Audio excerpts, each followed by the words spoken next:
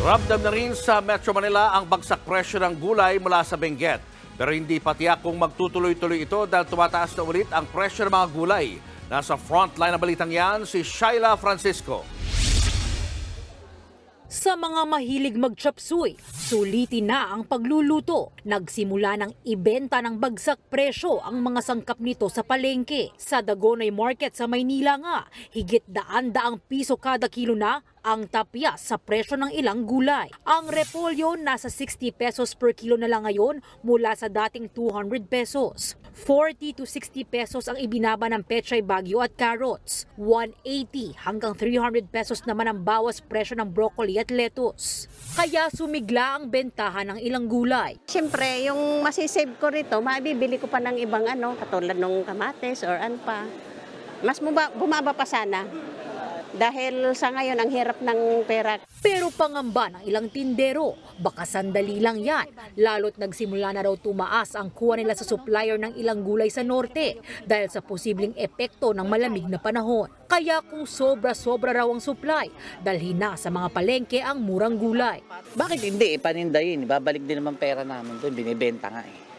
Makakabili pa ang tao ng mababang gulay. Diretso na nila dito kasi may mga pa dyan, sindikadong kikita dyan. Siyempre, papatungan nila yan. Pero giit ng Department of Agriculture, walang oversupply ng gulay at normal pa ang sitwasyon sa ngayon. Yung last quarter, nagkaroon naman ng increase dahil wala halos bagyo.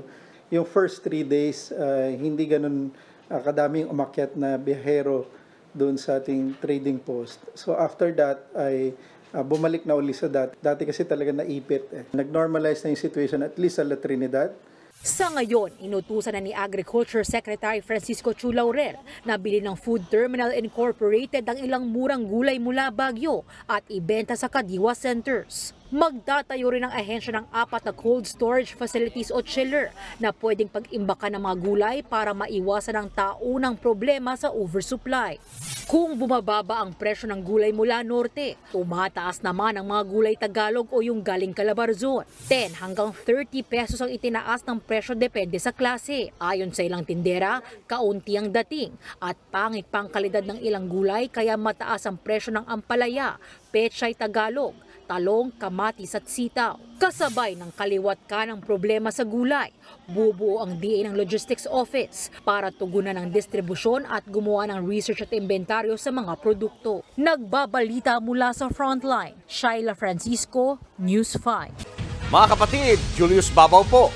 Huwag maging huli at maging una sa lahat ng balitaan. Para sa tuloy-tuloy na talakayan sa Frontline, mag-follow at mag-subscribe sa social media pages ng News 5.